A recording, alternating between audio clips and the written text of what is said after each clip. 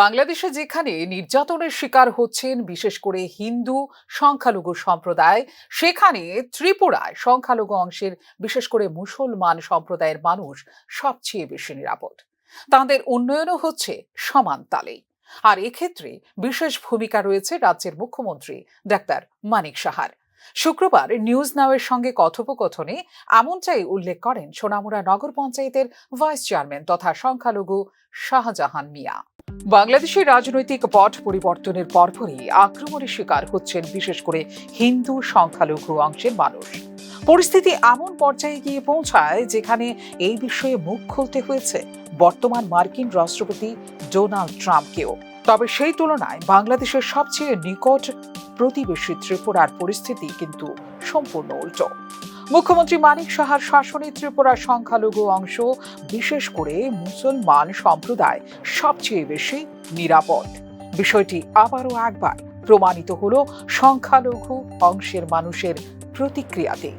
ধর্মীয় সাম্প্রদায়িক সৌহার্দ্য বজায় রেখে মুখ্যমন্ত্রী ডক্টর মানিক সাহার শাসনে ত্রিপুরায় সংখ্যালঘুরা সবচেয়ে বেশি নিরাপদ এবং তাঁদের উন্নয়নও হচ্ছে সমান তালে বলে নিউজ নাওয়ের সঙ্গে একান্ত আলোচনায় জানালেন সোনামুড়া নগর পঞ্চায়েতের ভাইস চেয়ারম্যান শাহজাহান মিয়া।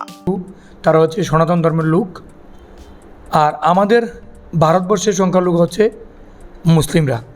তো বিশেষ করে আমি ত্রিপুরার ব্যাপারটাই বলতে চাই আপনাদের মাধ্যমে। যেমন আমরা সংখ্যালঘু, কিন্তু আমরা যারা সংখ্যালঘু রয়েছি বিশেষ করে মুসলিমরা, আমরা সব থেকে সেফ এবং মানে খুব খুব ভালো রয়েছি আমাদের এই বিজেপি সরকার আমলে, ভারতীয় জনতা পার্টি সরকারের আমলে। কেন আপনাকে বলছি সেটা আপনারা জানেন। আমি একজন সংখ্যালঘু, আমি একজন মুসলিম ছেলে। আপনারা জানেন, মুসলিম ছেলে হওয়ার পরেও যেটা বিভিন্ন মাধ্যমে আমরা দেখি বা যেটা বিরোধীরা সবসময় কথা বলে যে বিজেপির আমলে সংখ্যালঘুরা বঞ্চিত, একদম না, সেটা মিথ্যা কথা। যদি বিজেপির আমলেই মুসলিমরা যদি ডেভেলপ না হতো, মুসলিমরা যদি উন্নয়ন না হতো, তাহলে আমি একজন মুসলিম হিসাবে, আমি একজন সংখ্যালঘু হিসাবে কী করে সোনামুড়া নগর পঞ্চায়েতের মতন জায়গাতে আমি ভাইস চেয়ারম্যান হয়েছি এই বিজেপির আমলে। তা আমি একটাই কথা বলবো আপনাদের মাধ্যমে, যেমন আমাদের ভারতবর্ষের যশস্বী প্রধানমন্ত্রী নরেন্দ্র মোদীজির যে নারা সবকা সাথ সবকা বিকাশ, ওই নারাকে পাথেয় করে আমাদের ভারতবর্ষে সংখ্যালঘুরা যারা রয়েছেন মুসলিমরা সব থেকে সেফ, এখন সব থেকে ভালো রয়েছে। আমরা যদি লক্ষ্য করি, দেখেন আমরা সোনামুড়াতে আমি যেই জায়গাতে ভাইস চেয়ারম্যান রয়েছি, যেমন আমরা একমাত্র দুর্গাপূজা গেল, কালী পূজা গেল, আমি ভাইস চেয়ারম্যান হিসাবে আমি গর্ববোধ করি।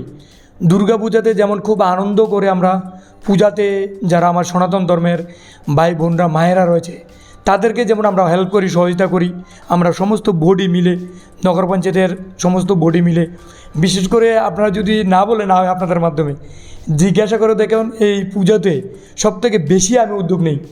আমি একজন সংখ্যালঘু ছেলে হিসাবেও সেম আমাদের যখন মুসলিমরা রয়েছি আমাদের ঈদের সময়ে, আমাদের নামাজের সময়ে, আমাদের বিভিন্ন মুসলিমদের যেমন এখন ওয়াজের সময় চলছে, ওয়াজ মাহফিলের সময়, সমস্ত ব্যাপারে আমাদের, যেহেতু আপনাদের জানেন আমাদের রাজ্যের যিনি মুখ্যমন্ত্রী রয়েছেন, খুব জনপ্রিয় মুখ্যমন্ত্রী প্রফেসর ডক্টর মানিক সাহাজি, ওনার নেতৃত্বে যেভাবে ত্রিপুরাতে একটার পর একটা যুগান্তকারী সিদ্ধান্ত উনি নিচ্ছেন, ডেভেলপমূলক উন্নয়নমূলক কাজ উনি হাতে নিচ্ছেন, তারই পরিপ্রেক্ষিতে আমরাও সোনামুড়া।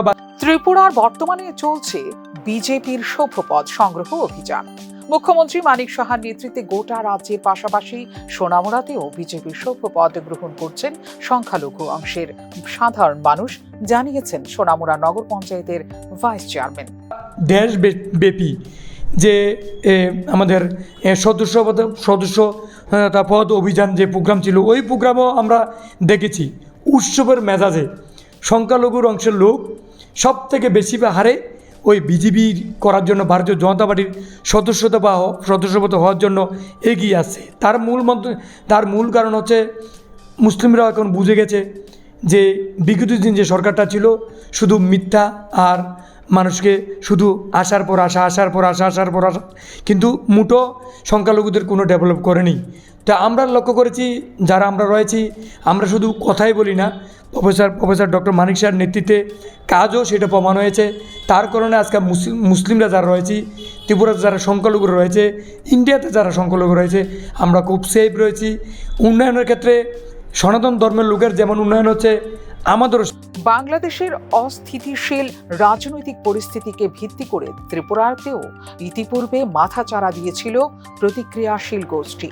সরকার এবং মুখ্যমন্ত্রীকে কালিমালিপ্ত করার উদ্দেশ্যে অবাঞ্ছিত কার্যকলাপ সংঘটিত করে প্রতিক্রিয়াশীলরা বলে কেন্দ্রীয় গৃহমন্ত্রকে রিপোর্ট পাঠিয়েছে গোয়েন্দারা। এক্ষেত্রে ত্রিপুরার মুখ্যমন্ত্রী ডাক্তার মানিক সাহার দূরদর্শী এবং সময়োপযোগী পদক্ষেপ অনেকটা ভরসা জুগিয়েছে রাজ্যের সংখ্যালঘু অংশের সাধারণ মানুষের মধ্যে বলে মনে করেন রাজনৈতিক বিশ্লেষক মহল। ফিউরো রিপোর্ট, নিউজ নাও।